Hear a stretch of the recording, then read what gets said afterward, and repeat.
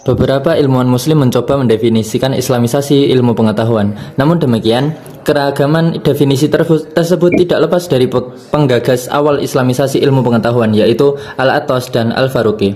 Konsep islamisasi arus utama. Pada abad ke-20, di tengah kemunduran umat, ide islamisasi ilmu pengetahuan dimunculkan lagi. Pada dasarnya, menurut penulis, ada 3 ide pokok islamisasi ilmu pengetahuan muncul pada akhir abad ke-20. Ketiganya sering disebut sebagai pelopor atau penggagas ide islamisasi ilmu pengetahuan modern, dan pendapat-pendapatnya sering dikutip.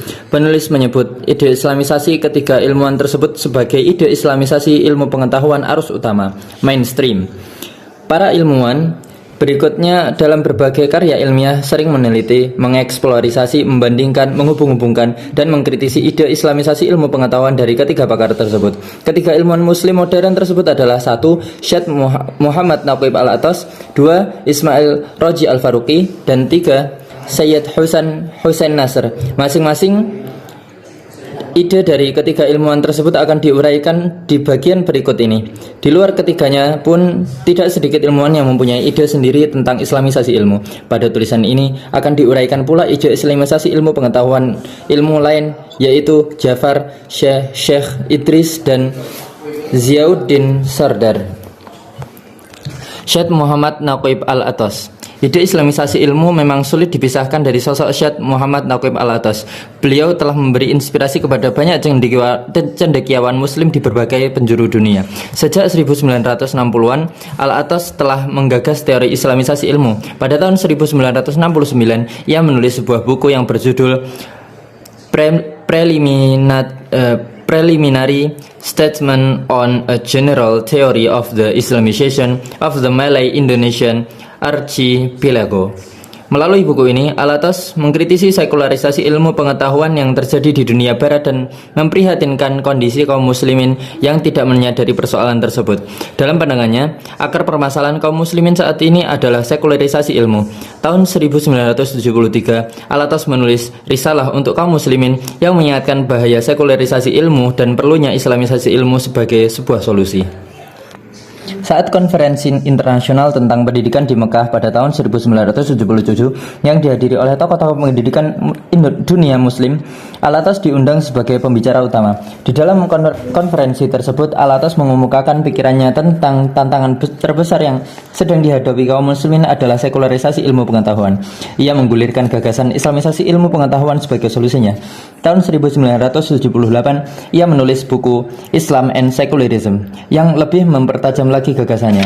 Tahun 1980, ia menulis buku lagi tentang The Concept of Education in Islam.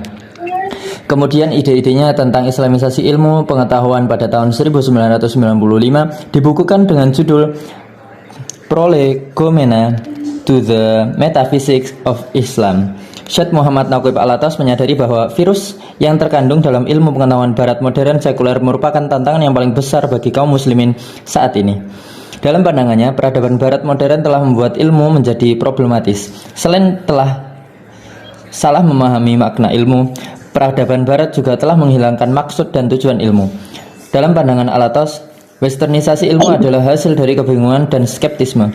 Westernisasi ilmu telah mengangkat keraguan dan dugaan ke tahap metodologi ilmiah. Bukan hanya itu, westernisasi ilmu juga telah menjadikan keraguan sebagai alat epistemologi yang sah dalam keilmuan. Menurutnya lagi, westernisasi ilmu tidak dibangun atas wahyu dan kepercayaan agama, namun dibangun di atas tradisi budaya dan diperkuat dengan spekulasi filosofis yang terkait dengan kehidupan sekuler yang memusatkan manusia sebagai makhluk rasional. Akibatnya, ilmu pengetahuan serta nilai-nilai etika dan moral yang diatur oleh rasio manusia terus-menerus berubah.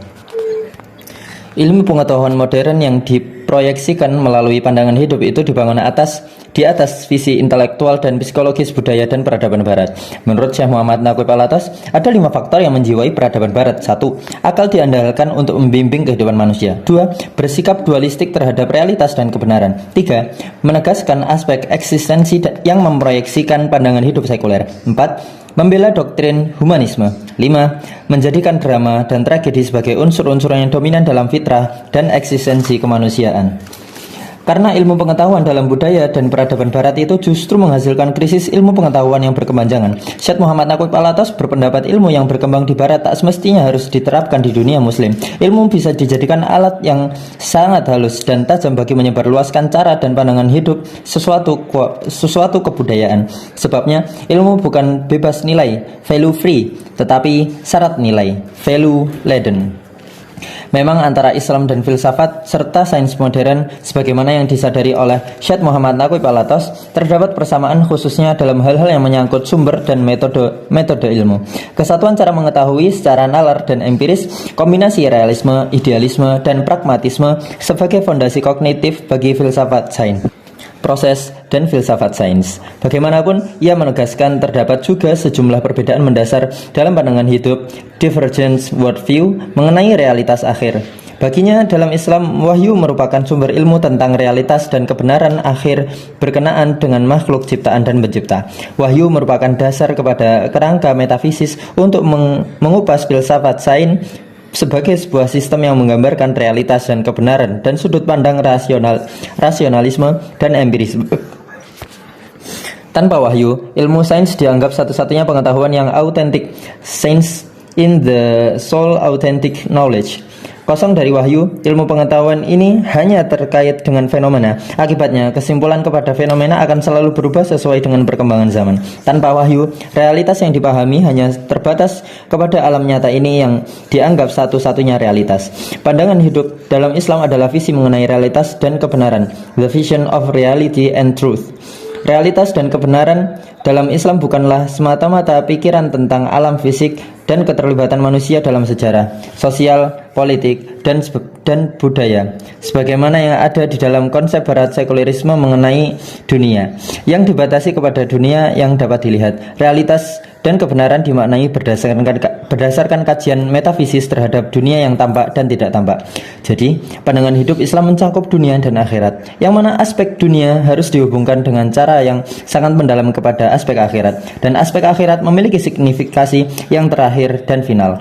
Pandangan hidup Islam tidak berdasarkan kepada metode dikotomis seperti objektif dan subjektif, historis dan normatif. Namun, realitas dan kebenaran dipahami dengan metode yang menyatukan tauhid. Pandangan hidup Islam bersumber kepada wahyu yang didukung oleh akal dan intuisi. Substansi agama seperti nama, keimanan, dan pengalaman ibadahnya, doktrinnya, serta sistem teologinya telah ada dalam wahyu dan dijelaskan oleh Nabi. Islam telah lengkap, sempurna, dan autentik, tidak memerlukan progresivitas, perkembangan, dan perubahan dalam hal-hal yang sudah sangat jelas.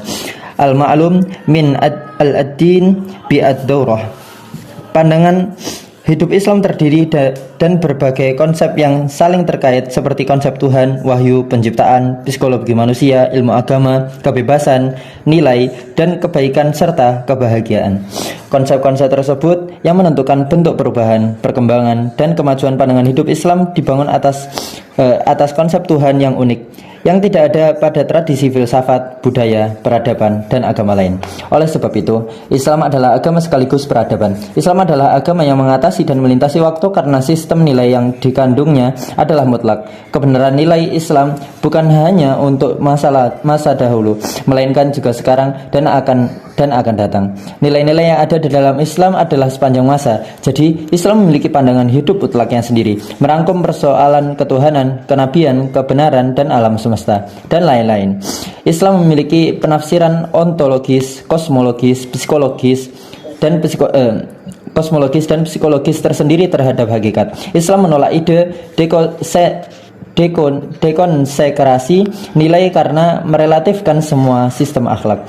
Setelah mengetahui secara mendalam mengenai pandangan hidup Islam dan Barat, maka proses Islamisasi baru bisa dilakukan. Sebabnya, Islamisasi ilmu pengetahuan saat ini, the Islamization of the present day knowledge, melibatkan dua proses yang saling terkait, yaitu sebagai berikut.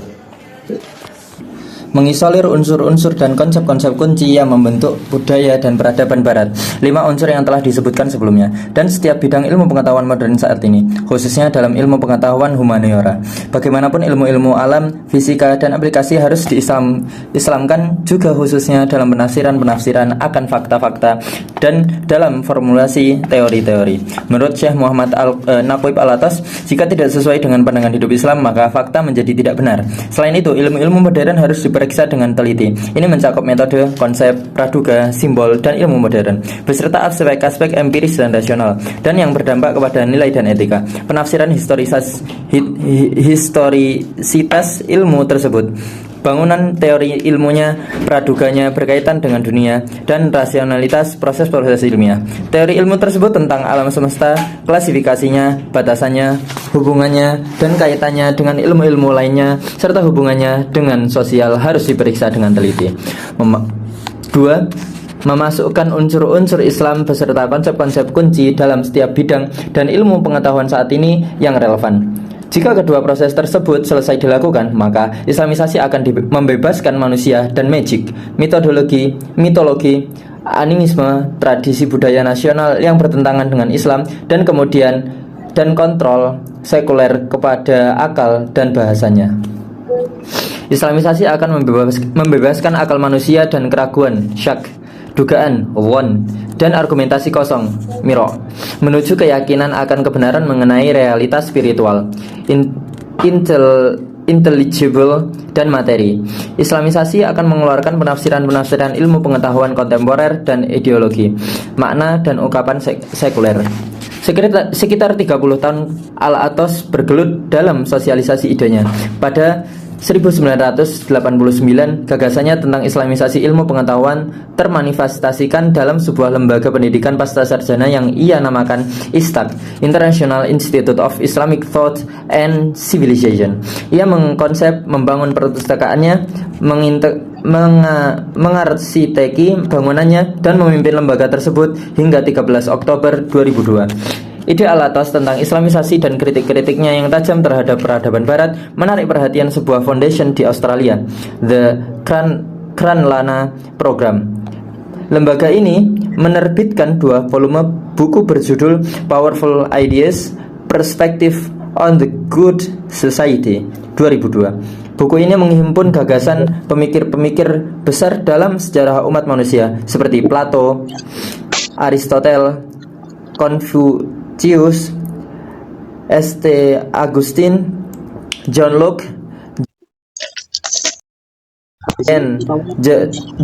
Jacques Rousseau, Adam Smith, Immanuel Kant, Karl Marx, Martin Luther King Jr., Edward Said, Syekh Naquib Al-Atos, Jean-Paul Sartre, Umberto Eco, dan sebagainya. Gagasan Al-Atos yang diambil adalah pemikirannya yang tertuang dalam sebuah tulisan berjudul The Westernization of Knowledge, Ismail Roji Al-Faruqi.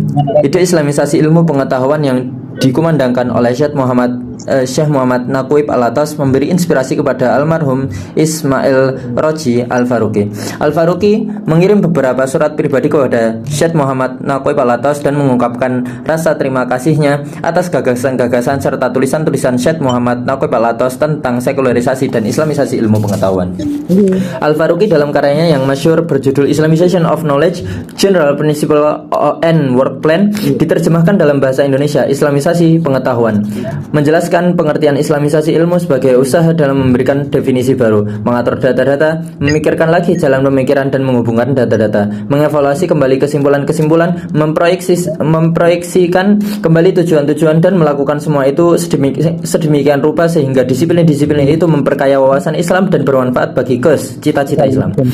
Islamisasi ilmu pengetahuan, kata Al-Faruqi, adalah solusi terhadap dualisme sistem pendidikan kaum muslimin saat ini. Baginya, dualisme sistem pendidikan harus dihapuskan dan disatukan dengan paradigma Islam. Paradigma tersebut bukan imitasi dari Barat, bukan juga untuk semata-mata memenuhi kebutuhan ekonomis dan pragmatis pelajar untuk ilmu pengetahuan profesional, kemajuan pribadi, atau pencapaian materi. Namun, paradigma tersebut harus diisi dengan sebuah misi yang tidak lain adalah menanamkan, menancapkan, serta merealisasikan visi Islam dalam ruang dan waktu. Dari sudut metodologi, Al-Faruqi mengemukakan ide Islamisasi ilmunya bersandarkan prinsip tauhid. Menurut pandangan beliau, metodologi tradisional tidak mampu memikul tugas ini karena beberapa kelemahan. Pertama, ia telah menyempitkan konsep utama seperti fikih, faqih, ijtihad, dan mujtahid. Kedua, kaidah tradisional ini memisahkan wahyu dan akal, dan seterusnya, memisahkan pemikiran dan tindakan. Ketiga, kaidah ini membuka ruang untuk dualisme sekuler dan agama. Sebaliknya, Al-Faruqi menggariskan beberapa prinsip dasar dalam pandangan Islam sebagai kerangka pemikiran, metodologi, dan cara hidup Islam. Prinsip tauhid ini dikembangkan oleh Al-Faruqi menjadi 5 macam kesatuan, yaitu 1. Kesatuan Tuhan, 2. Kesatuan ciptaan, 3. Kesatuan kebenaran dan pengetahuan, 4. Kesatuan kehidupan, dan 5. Kesatuan kemanusiaan. Dalam menjalankan proses islamisasi pengetahuan ini, Al-Faruqi merumuskan rencana kerja dengan 5 tujuan, yaitu 1. Penguasaan disiplin ilmu modern, 2. Penguasaan khazanah warisan Islam, 3. Membangun relevansi Islam dengan masing-masing disiplin ilmu modern, 4. Memadukan nilai-nilai dan khazanah warisan Islam secara kreatif dengan ilmu-ilmu modern, 5. Pengarahan aliran pemikiran Islam ke jalan-jalan yang mencapai pemenuhan pola rencana Allah. Sementara itu, untuk merealisasikan tujuan-tujuan tersebut, Al-Faruqi menyusun 12 langkah yang harus ditempuh terlebih dahulu. Langkah-langkah tersebut adalah sebagai berikut. 1. Penguasaan disiplin ilmu modern, prinsip, metodologi, masalah, tema, dan perkembangannya. 2. Survei disiplin ilmu. 3. Penguasaan khazanah Islam, ontologi. 4. Penguasaan khazanah ilmiah Islam, analisis. 5. Penentuan relevansi Islam yang khas terhadap disiplin ilmu. 6. Penilaian secara kritis terhadap disiplin keilmuan modern dan tingkat perkembangannya di masa kini. 7. Penilaian secara kritis terhadap khazanah Islam dan tingkat perkembangannya dewasa ini. 8. Survei permasalahan yang dihadapi umat Islam. 9. Survei permasalahan yang dihadapi manusia. 10. Analisis dan sintesis kreatif. 11. Penuangan kembali disiplin ilmu modern ke dalam kerangka Islam. 12. Penyebarluasan ilmu yang sudah diislamkan. 2 langkah pertama untuk memastikan pemahaman dan penguasaan umat Islam terhadap disiplin ilmu tersebut sebagaimana yang berkembang di Barat. 2 langkah seterusnya adalah untuk memastikan sarjana Islam yang tidak mengenali warisan ilmu Islam karena masalah akses kepada ilmu tersebut mungkin disebabkan masalah bahasa akan berpeluang untuk mengenalinya dari antologi yang disediakan oleh sarjana Islam tradisional. Analisis warisan ilmu Islam adalah untuk memahami wawasan Islam dengan lebih baik dari sudut latar belakang sejarah, masalah, dan isu yang terlibat. 4 langkah pertama itu seharusnya dapat menjelaskan kepada cendekiawan tersebut tentang sumbangan warisan ilmu Islam dan relevansinya kepada bidang yang dikaji oleh disiplin ilmu itu dan tujuan kasarnya. Langkah ke-6 adalah langkah paling utama dalam proses islamisasi ini, di mana kepatuhan kepada prinsip pertama dan 5 kesatuan akan diperiksa sebelum sintesis kreatif dicapai dalam langkah ke-10. Bersama rekan-rekannya, Ismail Roji Al-Faruqi mendirikan Institut Internasional Pemikiran Islam, International Institute of Islam Thought, IIIT, di Virginia pada tahun 1981. Selanjutnya dengan berbagai konferensi, seminar, diskusi, workshop, jurnal, buku, artikel, penelitian, dan usaha-usaha lainnya, ide islamisasi ilmu pengetahuan dikumandangkan. Salah satu dampak gagasan islamisasi ilmu pengetahuan Ismail Roji Al-Faruqi adalah berdirinya Universitas Islam Internasional di Malaysia pada tahun 1983. Tidak ada harapan akan kebangkitan yang bersungguh-sungguh dari ummah kecuali sistem pendidikan diubah dan kesalahan-kesalahannya diperbaiki. Sesungguhnya yang diperlukan bagi sistem itu adalah dibangunnya bentuk yang baru. Dualisme yang sekarang ini dijumpai di dalam pendidikan muslim. Pembagian menjadi sistem Islam dan sistem sekuler harus ditiadakan dengan tuntas, tulis Al-Faruqi dalam bukunya Islamisasi Pengetahuan. Sayyid Hussein Nasr. Sayyid Hussein Nasr lahir pada tahun 1933, adalah intelektual kontemporer asal Iran yang menghabiskan lebih banyak waktunya di Amerika Serikat. Ketertarikannya terhadap ajaran spiritual bermula saat ia menghadiri kuliah Giorgio de Santillana di Massachusetts dalam program S1 1950. Suruh kirim email masing-masing. Email YouTube pastinya semua udah buat aku. Ia menghadiri kuliah di Giorgio de Santillana di Massachusetts Institute of Technology (MIT), Amerika Serikat, saat masih duduk dalam program S1 1950 sampai 1954. Nasr merasa resah dengan fisika yang kosong dengan nilai spiritualitas. Kedatangan Giorgio de Santillana sebagai dosen terbang di MIT yang mengajarkan tentang sejarah sains membuka cakrawala baru ke dalam pemikiran Nasr. Giorgio de Santillana, seorang filsuf Italia beragama Katolik, mengajarkan betapa pentingnya metafisika tradisional dan filsafat mistis. Yang kedua, ilmu tersebut terabaikan dalam dunia modern Barat. Santillana mengkritisi sekularisasi pemikiran Barat modern dan mengagungkan spiritualitas metafisika ajaran Hindu tradisional. Syed Hussein Nasr saat itu mahasiswa S1 di MIT jurusan matematika, tertarik dengan dosennya. Ia selanjutnya menghadiri banyak materi kuliah dan seminar-seminar yang disampaikan oleh Giorgio de Santillana. Dari gurunya tersebut, Nasr mulai berkenalan dengan karya René Guénon, an Introduction to the Study of Hindu Doctrines, dan Man and His Becoming According to the Vedanta. René Guénon adalah konseptor pertama filsafat perennial yang kelak dianut oleh Nasr. Syed Hussein Nasr meraih gelar sarjana sains Bachelor of Science (BS) dalam fisika pada tahun 1954. Gelar Master of Science and Geology and Geofisika diraihnya pada 1956 dari Harvard University. Ketertarikannya dengan spiritualisme mendorongnya untuk mengubah jurusan ketika menjadi kandidat doktoral. Ia sengaja mengambil jurusan sejarah sains karena ingin menggali sejarah sains Islam dalam rangka solusi alternatif terhadap sains Barat modern sekuler.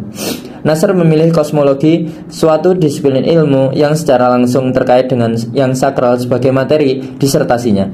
Di sela-sela penulisan disertasinya, Nasr bertalaki dengan tokoh-tokoh metafisika tradisional. Pada tahun 1957, ia ke Perancis dan bertatap muka langsung dengan para eksponen utama filsafat perennial seperti Fridtjof Schuon, Titus Brockhart, Marco Palis, dan Martin Links.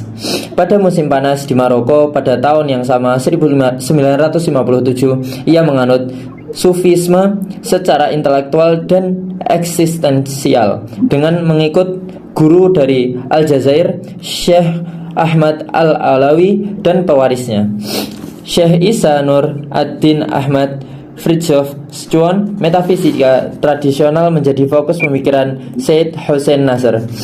Disertasinya tentang kosmologi Islam diselesaikan di Harvard tahun 1958. Disertasinya tersebut direvisi dan dibukukan serta diterbitkan oleh Harvard University tahun 1964 dengan judul An Introduction of Islamic Cosmological Doctrines, Conception of Nature and Methods Used for its Study by the Ikhwan al-Sofa, Al-Biruni, and Ibn Sina.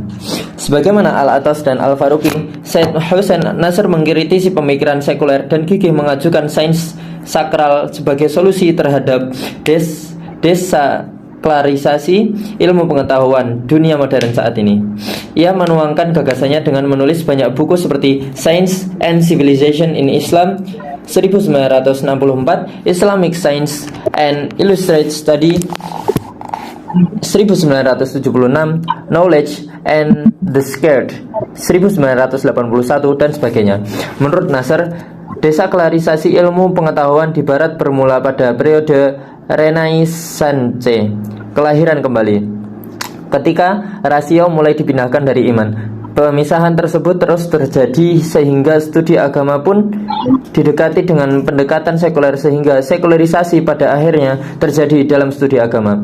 Visi yang menyatukan ilmu pengetahuan dan iman, agama dan sains dan teologi dengan semua segi kepedulian intelektual telah hilang dalam ilmu pengetahuan Barat modern. Nasr mengajukan sains sakral, sacred science, sebagai solusi sekularisasi ilmu. Menurutnya, iman tidak terpisah dari ilmu dan intelek tidak terpisah dari iman. Credo ut intelligam et intelligio ut credam. Fungsi ilmu adalah sebagai jalan utama menuju yang sakral.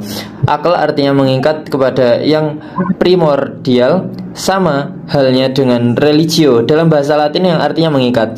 Bagaimanapun, Nasr menegaskan sains sakral bukan hanya milik ajaran Islam, tetapi dimiliki juga oleh agama Hindu, Buddha, Konfusius, Taoisme, Majusi, Yahudi, Kristen, dan filsafat klasik Yunani. Gagasan Nasr tentang sains sakral bisa dikatakan sebagai manifestasi dari filsafat perennial yang telah dikemukakan sebelumnya oleh para tradisionalis lainnya, seperti René Guénon 1886 sampai 1951, Ananda K. Kusmaraswamy 1877 sampai 1947, dan Fridtjof Schuon 1907 sampai 1998. Semua gagasan mereka dikenal berbagai nama, seperti tradisi primordial, Sanata Dharma, Sophia Perennis, Philosophia Perennis, Philosophia Pristrorum, Prisca Theologia, Vera Philosophia, dan Scientia Sacra. Semua istilah tersebut bermaksud kebenaran adalah abadi dan universal, namun sekaligus termanifestasikan dalam ruang dan waktu yang berbeda-beda. Meskipun sama-sama kritis terhadap sains sekuler, pemikiran Nasr tentang sains sakral tidak identik dengan islamisasi ilmu pengetahuan. Di antara keduanya, sains sakral dan islamisasi ilmu pengetahuan terdapat persamaan sekaligus perbedaan. Persamaannya terletak pada mengkritisi sekularisasi ilmu yang terpisahkan dari agama. Tapi ada perbedaan besar antara keduanya. Jika sains sakral dibangun di atas konsep semua agama sama pada level esoteris batin, maka islamisasi ilmu pengetahuan dibangun di atas kebenaran Islam. Sains sakral menafikan keunikan hanya milik Islam karena keunikan adalah milik semua agama. Sedangkan islamisasi ilmu pengetahuan menegaskan keunikan ajaran Islam sebagai agama yang benar. Karena dinilai tidak sesuai dengan pemikiran Islam, gagasan perennialisme mendapat kritik yang tajam dari Alatos, sebagaimana dituangkan dalam bukunya Prolegomena to the Metaphysics of Islam. Beberapa konsep cendekiawan lain, selain ketiga tokoh islamisasi ilmu pengetahuan yang disebut di atas, ada beberapa tokoh lain yang mengemukakan gagasan islamisasi. Di antaranya adalah Ja'far Syekh Idris, Toha Jabir Al-Anwani, Ibrahim Roghab, Osman Bakar, dan Ziauddin Sardar. Pada kesempatan kali ini untuk menunjukkan beberapa ide yang berbeda dengan pendapat ketiga ilmuwan terdahulu, dan dari Ja'far Syekh Idris dan Ziauddin Sardar. Sedangkan Toha Jabir Ibrahim Roghab mengembangkan ide islamisasi, ide Ismail Al-Faruqi, dan Osman Bakar mengembangkan ide Syekh Hussein Nasr. Ja'far Syekh Idris, Wan Muhammad Nur menulis dalam The Educational Philosophy tentang respon-respon lain pada ide islamisasi ilmu pengetahuan. Di antaranya, dari Ja'far Syekh Idris, beliau adalah seorang ulama Sudan yang pernah mengajar di Universitas King Abdul Aziz, Arab Saudi.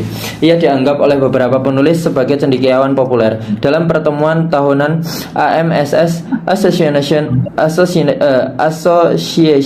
of Muslim Social Scientists, pada Juni 1975, ia mengungkapkan bahwa ilmu barat itu berdasarkan ideologi yang salah, dan ilmu itu bukanlah semata-mata metode dan batang tubuh fakta-fakta, melainkan juga suatu ideologi yang mengungkapkan batasan-batasan ilmiah dan membentuk teori-teori penjelasannya serta pemakaiannya. Oleh karena itu, dia menyarankan agar para cendekiawan muslim membawa pandangan Islam ke dalam bidang dan karya akademis mereka dalam rangka evolusi ilmu sosial Islam. Syekh Idris dalam karyanya The Process of Islamization yang disampaikan pada Agustus 1975 dalam pertemuan tahunan ke-13 Persatuan Mahasiswa Muslim Amerika Serikat dan Kanada, dia mendefinisikan islamisasi sebagai program sosial politik. Katanya, tujuan pergerakan Islam adalah menghasilkan suatu masyarakat baru di suatu tempat di dunia ini yang sepenuhnya bertanggung jawab menjalankan keseluruhan ajaran Islam dan berusaha mematuhi ajaran-ajaran itu dalam pemerintahan, politik, ekonomi, organisasi sosial, hubungannya dengan negara-negara lain, sistem pendidikan dan nilai-nilai moralnya, dan lain-lain. Dari semua aspek jalan hidupnya, way of life. Usaha-usaha kami yang yang terorganisasi dan perlahan-lahan yang akan berpuncak pada realisasi masyarakat itu adalah proses islamisasi. Van Daud menilai bahwa Idris tidak menjelaskan bagaimana pergerakan dari masyarakat seperti itu diciptakan dan tidak memaparkan ide yang menjadi kerangka acuan pergerakan dan masyarakat. Meskipun terdapat implikasi bahwa realisasi masyarakat seperti itu mengharuskan adanya ilmu dan yang islami untuk mengartikulasikan dan mengimplementasikan dan mempertahannya pandangannya itu. Dia tidak menyatakan secara spesifik syarat dasar dan fundamental ini. Namun harus diakui bahwa salah satu sumbangannya yang penting pada pemikiran Islam modern adalah formulasi awal mengenai teori Islami dalam perubahan sosial. Argumentasinya berdasarkan tafsir ayat Al-Quran surah Ar-Ra'd ayat 11 yang banyak disitir orang, tetapi banyak disalahpahami. Sesungguhnya Allah tidak mengubah keadaan suatu kaum sehingga mereka mengubah keadaan yang ada di dalam diri mereka sendiri. Dia berhujah, jika kita menggunakan ayat-ayat lain, hadis, dan beberapa sumber klasik, arti konsep perubahan di sini bukan sekedar perubahan, melainkan perubahan dari baik kepada buruk. Hal ini berarti jika Anda mengubah keadaan yang baik kepada keadaan yang buruk, Allah akan mengambil Anda hal-hal yang baik, nikmah yang telah dikaruniakan kepada Anda. Meskipun kerja islamisasi yang ditawarkan kurang begitu jelas, namun ada kesamaan Syekh Idris dengan Al-Atos. Ia berpendapat bahwa sebelum islamisasi yang dilakukan, masalah filsafat dan metodologi harus sudah diperbaiki terlebih dahulu. Pada tahun 1987, ketika slogan islamisasi ilmu pengetahuan menjadi sangat populer, Syekh Idris menulis sebuah artikel yang mengingatkan tentang hal itu. Baginya, masalah pokok yang kebanyakan telah dipersoalkan dan dijawab dengan tepat oleh muslim terdahulu yang memiliki otoritas di bidangnya adalah sebagai berikut. 1. Apakah makna mengislamkan ilmu? 2. Apakah ilmu pengetahuan itu bersifat possible? 3. Apakah semua ilmu pengetahuan itu dipelajari atau sebagainya bawaan lahir sejak lahir? 4. Apakah sumber-sumber ilmu pengetahuan itu? 5. Apakah metode ilmiah itu?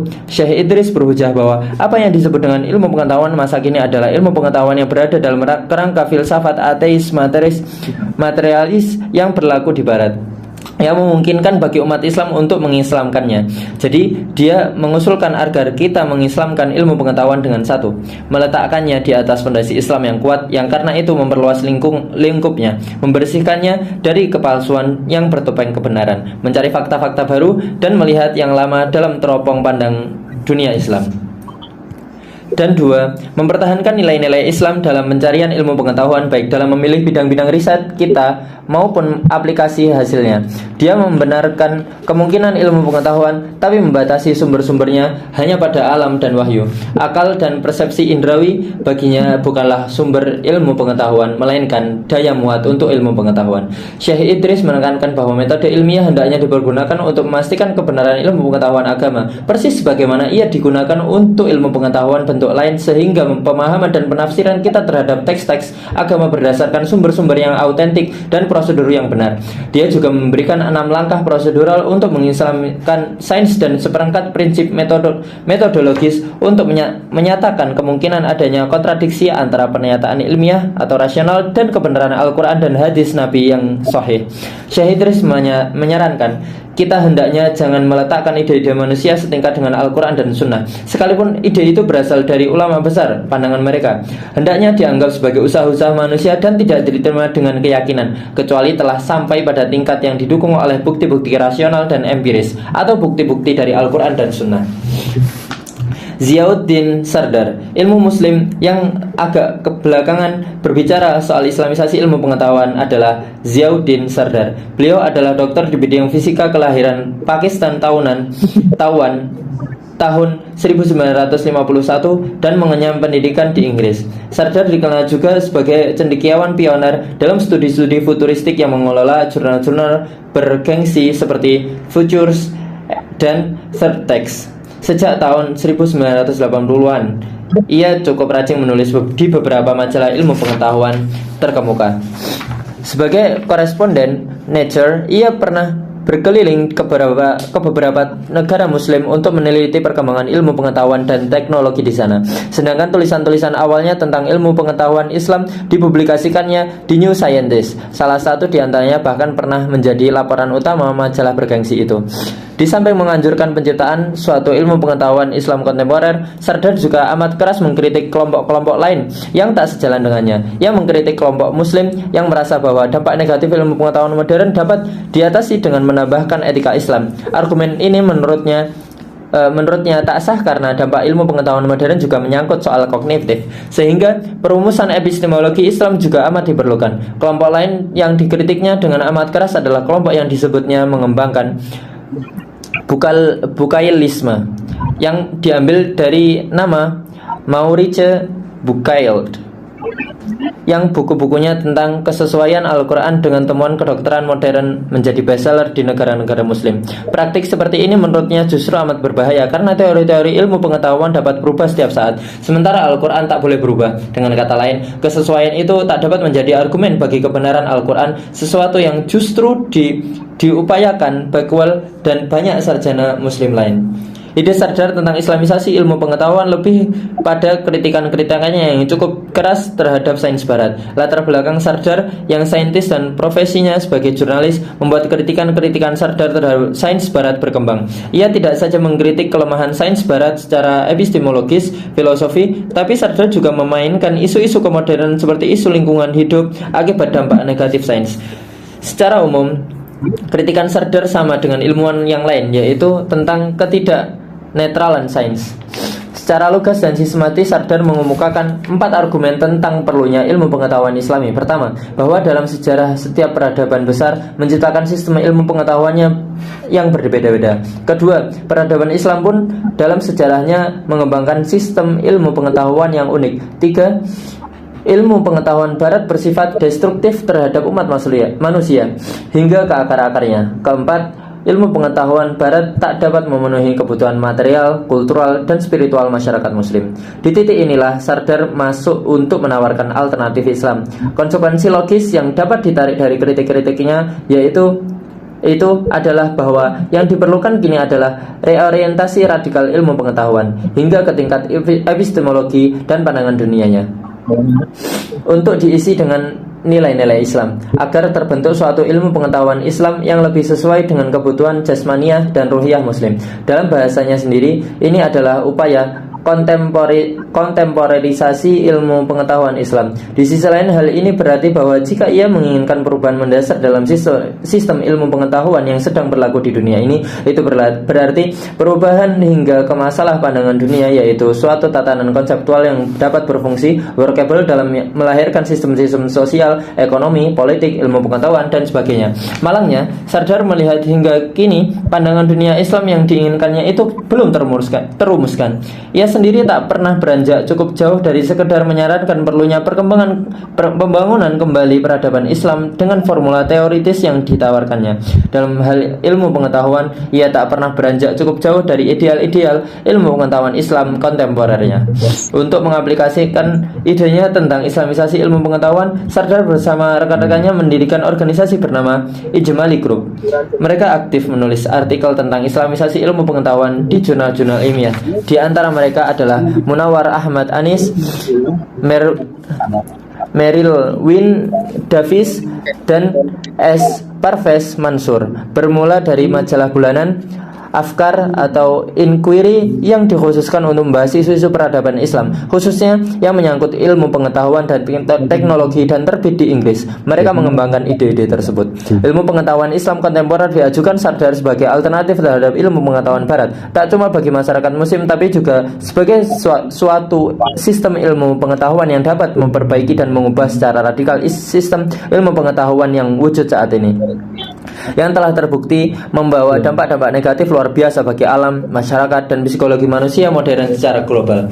Ada 8 tingkat kerja yang diajukannya untuk membangun kembali ilmu pengetahuan Islam: perumusan kembali epistemologi Islam, penyusunan metodologi ilmu pengetahuan yang baru, kajian analitis terhadap sejarah ilmu pengetahuan dan teknologi Islam, penyusunan kebijakan ilmu pengetahuan di negara-negara muslim, penelitian empiris, pembangunan lembaga-lembaga riset, pemaduan sistem ini dalam sistem pendidikan dan penyebaran kesadaran akan masalah-masalah ilmu pengetahuan dalam masyarakat. Lalu, seperti apa bentuk praktis ilmu pengetahuan Islam? Sardar tak pernah mengemukakannya secara lugas. Mungkin ini memang tak berada dalam lingkup pemikirannya, namun dalam tingkat pandangan dunia dan epistemologi pun ia berhenti dalam pembahasan beberapa nilai-nilai Islam seperti tauhid, khilafah, halal haram.